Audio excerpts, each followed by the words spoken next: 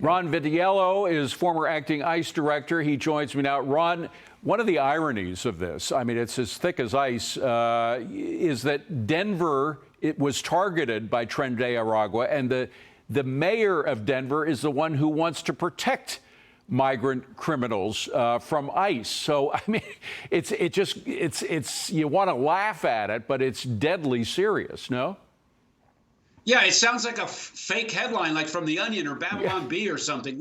Here's a mayor of a town whose citizens are being victimized by this vicious gang in terrible ways. And then right across the way in Aurora, same thing.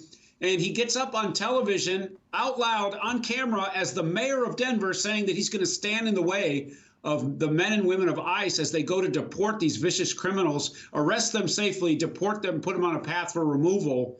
And he wants to compare it to the freedom fighters in Tiananmen Square. I suggest to him very specifically he should resign right away and get on a path to being an activist in Denver, because he is not serving the men and women of Colorado or Denver or the United States. The consequence of getting in the way of arrests of illegal alien gang members in the United States is countrywide. It's not focused on Denver. It's not focused on these big cities. We are all at risk from this gang, this very vicious gang. And my recommendation also to the Trump administration, this gang is very vulnerable to the events of removal. Yeah. If they're safely arrested and put on a path to deportation, we will decimate their numbers very quickly in the United States because they have no status here. And oh, by the way, do we need another transnational criminal organization in the United States? We've got plenty of MS-13. Exactly. We've got plenty of mafia and other gangs in the U.S. And so, well, we've already got them here. Frankly, it's a lot of people would think it's too late. They have dug in so deeply in communities all over the United States. You mentioned, by the way, the Colorado apartment takeover. We showed some video of that.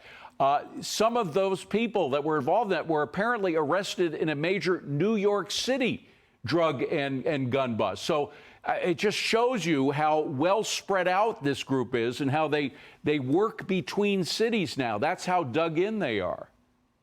Yeah, and this is very important. I want our viewers to remember that this gang has not had a recorded arrest at the border before 2023.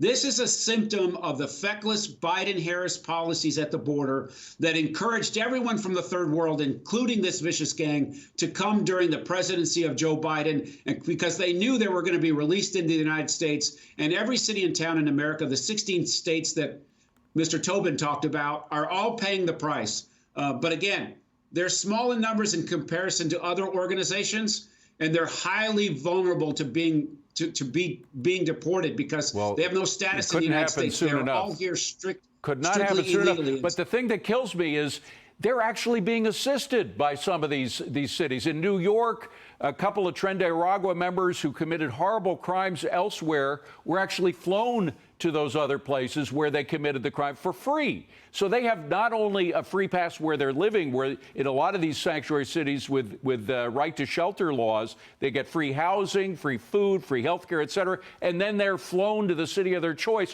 where they don't have to show any ID, by the way, when they get on the plane. I mean, it is just insane. I want to go to something else because Texas reportedly is looking to ramp up the migrant buses again, but with a very important switch. Instead of sending them to sanctuary cities, they're going to send them to ICE centers. I think this makes a lot of sense, don't you?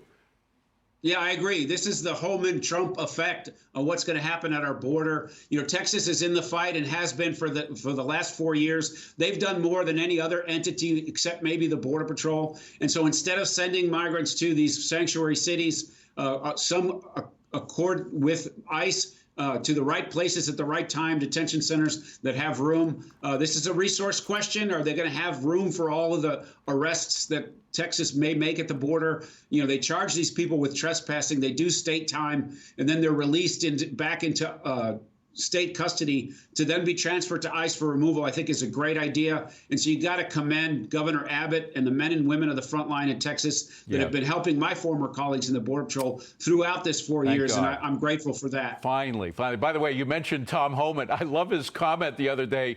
He said that the Denver mayor and I think alike.